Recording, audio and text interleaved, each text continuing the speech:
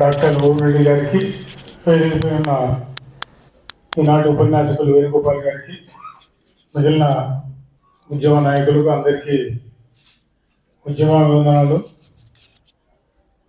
ఈరోజు చాలామంది పాలస్తీనాలో జరిగే విషయం, అక్కడ జరిగే యుద్ధం, అక్కడ జరిగే పౌరులకు మనకు ఏంటి సంబంధం అనే విధంగా నన్ను అక్కడక్కడ అడుగుతూ ఉంటారు. అసలు ప్రపంచవ్యాప్తంగా జరిగే యుద్ధాల వలన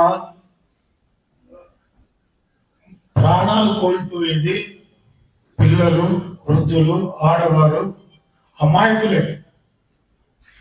అధికారంలో ఉన్న ఏ దేశంలో అధికారంలో వాళ్ళందరూ సేఫ్ సైడ్గా ఉంటారు.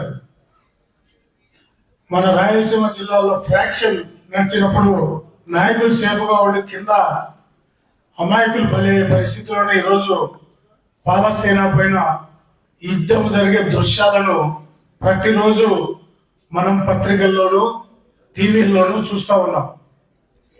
అందులో చాలా దుర్మార్గంగా నివాస ప్రాంతాలపైన ఇజ్రాయెల్ దాడి చేస్తే చిన్నపిల్లలు, వృద్ధులు, మహిళలు తునాతునకలై శవాలు గుట్టలు గుట్టలుగా పడుతూ ఉంటే, ఆ పరిస్థితిలో మనం అక్కడ ఉంటే లేదా మన కుటుంబాలు అక్కడ ఉంటే ఆ యుద్ధం కోరుకుంటామా అనేది మనం ప్రశ్నించుకోవాలి.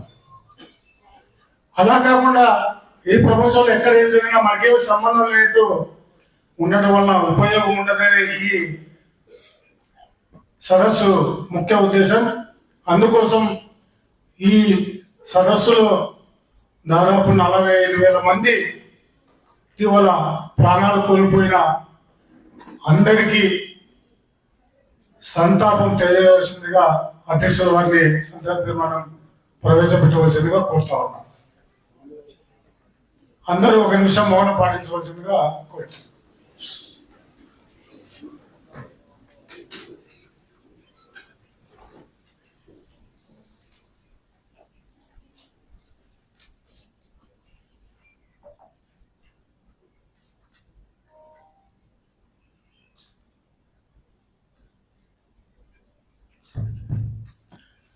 ప్రపంచ శాంతి వర్ధిల్లాలి, ప్రపంచ శాంతి వర్ధిల్లాలి.